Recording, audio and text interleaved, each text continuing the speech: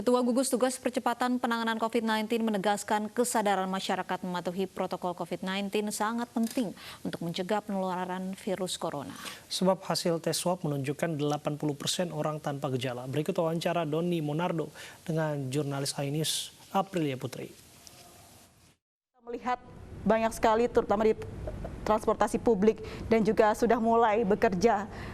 Banyak masyarakat sudah mulai bekerja namun tidak mematuhi protokol yang ada. Bagaimana Anda melihat ini, Pak? Nah, ini sekali lagi kesadaran kolektif dan juga disiplin individu. Kalau kita akan menuju ke suatu tempat, katakanlah ke terminal, kemudian kita harus menunggu untuk beberapa saat, dan ketika kita melihat ada kerumunan masyarakat atau kelompok yang ada di sekitar situ, maka harus ada keberanian, kesadaran untuk mengingatkan, jangan berkumpul, karena berkumpul ini bisa menimbulkan persoalan kesehatan. Nah, di antara kelompok masyarakat itu bisa saja di antaranya adalah mereka yang OTG, orang tanpa gejala, ya.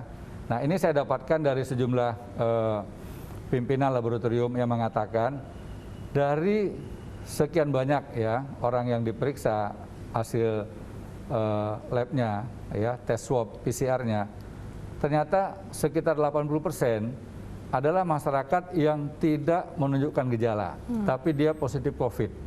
Nah, kalau kelompok seperti ini ada di tengah-tengah kita, lantas katakanlah di antaranya ada yang memiliki penyakit penyerta atau komorbid, antara lain hipertensi, diabetes, jantung, ya, kanker, ginjal, hepatitis, dan sebagainya. Maka ketika orang tersebut terpapar, maka akan menimbulkan risiko yang sangat tinggi. Nah, saya sudah mendapatkan sejumlah data dari Kementerian Kesehatan dan juga dari tim pakar bahwa penyakit penyerta atau komorbid yang paling berisiko itu adalah penderita ginjal. Jadi kalau seorang penderita ginjal lantas terserang COVID, maka angka kematiannya mencapai lebih dari 80%. Kemudian diikuti dengan mereka yang imunitas tubuhnya rendah, ya, antara lain penderita HIV/AIDS, kemudian penderita lupus, ya, kemudian beberapa penyakit lainnya seperti jantung, ya, hipertensi, kemudian diabetes, kanker. Itu adalah penyakit yang sangat berisiko ketika terpapar COVID. Nah, kelompok ini adalah kelompok rentan yang harus kita lindungi, yang kita sampaikan jangan berada di area publik.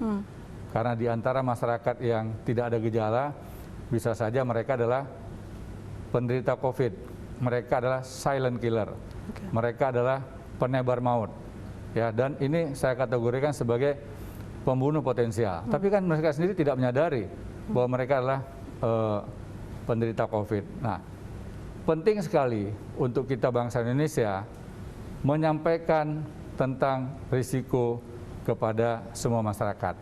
Kelompok-kelompok rentan inilah yang harus kita lindungi. Kalau mereka sudah bisa kita selamatkan, maka kita bisa mengurangi angka kematian. Dan ini menjadi prestasi bangsa kita. Pada saat awal-awal terjadinya COVID, setiap hari kita selalu diberitakan, ya, mendengarkan berita tentang sekian banyak yang meninggal, sekian banyak yang wafat. Namun beberapa hari terakhir, beberapa minggu terakhir ini, angka kematian kita sudah semakin berkurang. Walaupun di beberapa daerah mengalami peningkatan. Tapi khusus Jakarta saja, itu angka kematiannya beberapa hari 0. Dan ini prestasi luar biasa. Dan ini tidak terlepas dari kemampuan dokter kita yang telah memiliki lebih banyak pengalaman sehingga bisa menangani pasien dengan lebih baik. Termasuk juga rumah sakit yang biasanya penuh pada awal-awal pemberlakuan COVID. Nah, sekarang rata-rata rumah sakit sudah di bawah 55%. Artinya dokter sudah punya waktu yang cukup, ya, ada waktu, ada kesempatan untuk relaksasi. Nah, kalau masyarakat semuanya sadar, artinya apa? Benteng kita itu bukan di rumah sakit. Jangan kita serahkan penanganan itu semua ke dokter, tetapi adanya di diri kita semua. Ketika kita bisa menghindari penyakit, maka konsekuensi kita untuk dibawa ke rumah sakit semakin kecil.